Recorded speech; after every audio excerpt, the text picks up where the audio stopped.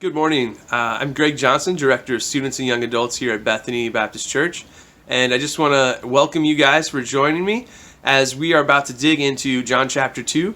We're going to be reading the story of the wedding at Cana, and I really hope it's a blessing to you this morning. If you look here in the background, you can see there's some pictures from my wife and I's wedding.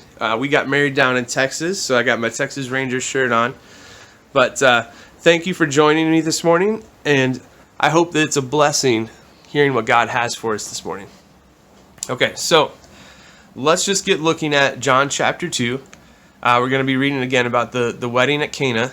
And just a little quick background for you about the book of John here.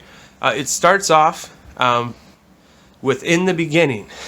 And if you know your Bible well, there's one other place in the Bible that starts off with "in the beginning," and that's in Genesis. And John is explaining that in the beginning was the Word, and the Word was God, and the Word was with God.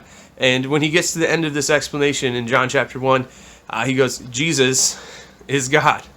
This is this point he's really trying to make. And he wants you to think about creation as you're going through his book. And he wants you to think about this thing that Jesus is doing as he's building a following, as he's doing miracles. He's relating it back to Genesis. And he wants us to see that what Jesus is doing is even better than what happened in Genesis. So if we keep that in mind when we get to the miracle at Cana, I think it makes a little bit more sense. So if we go back to Genesis, you guys remember there was a wedding in Genesis, right? If you can't remember who got married first in the Bible, their names were Adam and Eve. God created Adam. And then after Adam saw all the other creations, he realized there was no suitable companion for himself. So God caused Adam to fall into a deep sleep, and God performed surgery and removed one of his ribs. And out of Adam's rib, he fashioned a woman. So Adam was created, Eve was fashioned. And my wife, super lovely, she is definitely fashioned by God. And I'm sure many of you would agree about your own spouses. So my lovely wife was fashioned just as Eve was fashioned. And so she was created, and they have a wedding. They get married, and Adam says, I will call her woman because she's bone of my bone, flesh of my flesh. So they are united together in harmony. There is no sin. The garden is perfect. Things are really, really good. And that's the first wedding in the Bible. It gets glossed over really quick. But here at Cana, Jesus starts his ministry off. This is his first public miracle where he's really showing himself to the world, and he does it at a wedding. He's just gained some disciples, and now he heads to Cana, and we'll pick up here in verse 6. So, now there were 6 stone water pots set there for the Jewish custom of purification, containing 20 or 30 gallons each. Jesus said to them, fill the water pots with water. So they filled them up to the brim. And he said to them, draw some out now and take it to the head waiter. So they took it to him. When the head waiter tasted the water, which had become wine, he did not know where it came from, but the servants who had drawn the water knew. The head waiter called the bridegroom, and he said to him, every man serves the good wine first. But when the people have drunk freely, then he serves the poorer wine. But you have kept the good wine until now. This beginning of his signs Jesus did in Cana of Galilee, and manifested his glory, and his disciples believed in him. So Jesus, his first miracle is at a celebration, it's at a wedding, and it's mirroring creation. And that's important for us to keep in mind. So God created, there was a wedding, Adam and Eve were happily joined together.